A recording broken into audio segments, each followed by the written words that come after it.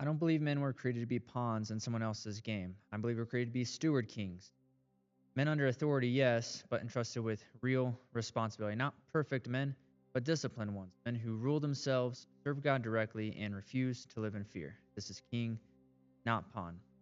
Look, what I want to talk about today is why discipline feels offensive, okay? This word, I mean, it's almost like modern culture just hates it. Discipline. It sounds harsh, right? It sounds restrictive, oppressive, maybe even a little controlling. And most men, if we're all being honest with each other, they don't naturally love it either. We prefer comfort, we prefer ease, and sometimes we prefer indulgence. But here's the truth: the men who resent discipline the most are usually the men who need it the most, because discipline at the end of the day is not punishment. And I want to go ahead and correct something real quick immediately. Discipline truly is not punishment, because punishment is about retribution. It's about, you know, uh, punishing somebody, basically. The discipline that I'm talking about is about formation, because punishment, it looks backwards at the end of the day. Discipline looks forward. Hebrews 12 says, "For the Lord disciplines the one he loves and chastises every son whom he receives." So notice that word, son. Not slave, not enemy, son. I bet you've probably seen this one before. There's a father out there who never really corrects his child, right? There's no boundaries, there's no consequences, no structure. And at first, especially on the outside, it looks loving, but over time, the child becomes unstable. Maybe there's a little bit of entitlement there, emotionally fragile. Basically, the child's unable to handle any sort of resistance. And at the end of the day, that's not kindness. I'd argue to say that that's neglect, because a father who refuses to discipline is a father who refuses to prepare.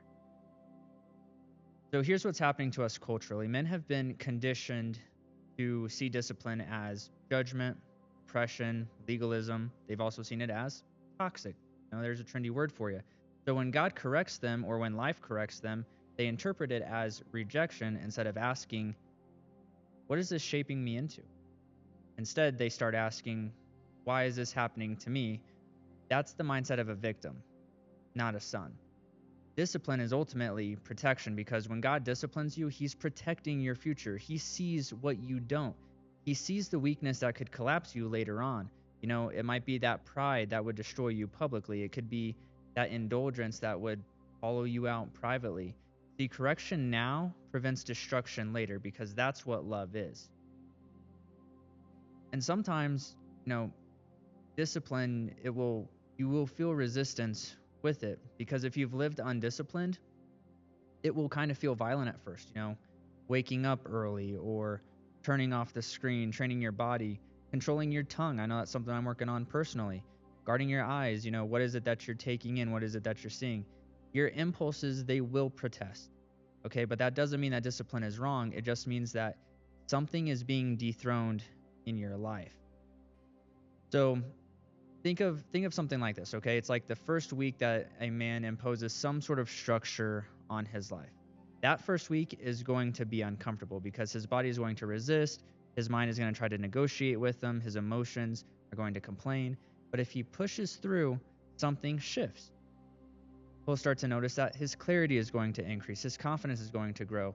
He's going to start having some self-respect returning to him, not because life just all of a sudden got easier, but because he became stronger.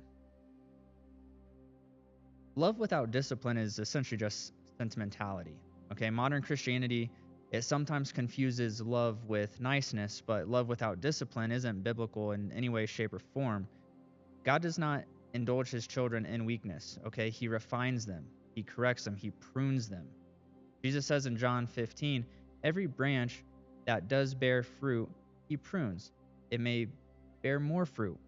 Pruning is not comfortable, okay? But it is loving.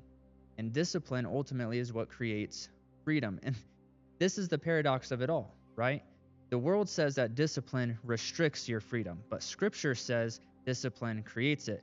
A man who controls his appetites is free from addiction. A man who controls his speech is free from saying something that he's going to regret. A man who controls his time is free from the chaos of drifting. And while indulgence feels free In the moment, it enslaves you long term. Ultimately, at the end of the day, God trusts disciplined men. Why is this? Well, it's because throughout Scripture, God entrusts responsibility to men who have proven discipline. Joseph, he resisted temptation with Potiphar's wife before he governed Egypt. David, he learned restraint before ruling Israel. I mean, he had Saul trying to kill him time after time after time. David even had the ability to kill Saul at one point, and he didn't. Talk about restraint. Jesus, he fasted before beginning his ministry. What you guys need to see there with that lesson is that discipline always precedes expansion. Always. Weak systems, however, they remove discipline. So when society removes standards or consequences or any form of correction, they don't end up creating compassion, they create fragility. Men raised without discipline, you're going to notice that they collapse under pressure. They're going to resent authority. They're going to avoid any form of responsibility because no one trained them to endure. And that's what I want you guys to do. I want you guys to endure. Because in our life, I know I've had plenty, and I'm sure you watching this video, you probably have too. There's a moment where you as a man get corrected. Maybe it's by a mentor, or it could be your wife or your girlfriend. It could also be Scripture itself. And then in that moment, a little bit of pride flares up, okay? You can either defend yourself or you can accept that refinement. One path preserves your ego, right? That's where your pride is. The other builds strength. See, discipline and the fruits of the Spirit, they go hand in hand. And this is where it connects deeper because the fruit of the Spirit includes self-control, patience, faithfulness, those who do not grow in indulgence, okay? You grow in structure. The Spirit ultimately produces fruit, but it's discipline that prepares soil. And here's this loving cycle. It's something powerful because when you submit to God's discipline, you grow, you bear fruit, you gain responsibility. You experience, and I can say this firsthand, you experience deeper peace, not because you've earned it, but because you were shaped to handle it. And that's not transactional, that is relational. And discipline, it will require sacrifice. It will cost you. It's going to cost you your comfort. It's going to cost you your distraction. It's going to cost you certain friendships, potentially even certain habits. Sometimes you might even have to let go of certain ambitions, but what you gain is greater. You gain strength. You gain clarity. You gain trust and authority. See, God does not prune branches to harm them. He prunes them to multiply them. Discipline is not God being harsh with you. It is God refusing to let you stay small. It is the love that prepares you for weight to carry. Weak men, they resist discipline. Sons embrace it. Submit to correction, welcome refinement, and allow the discipline of God to shape you into a man he can trust with real responsibility.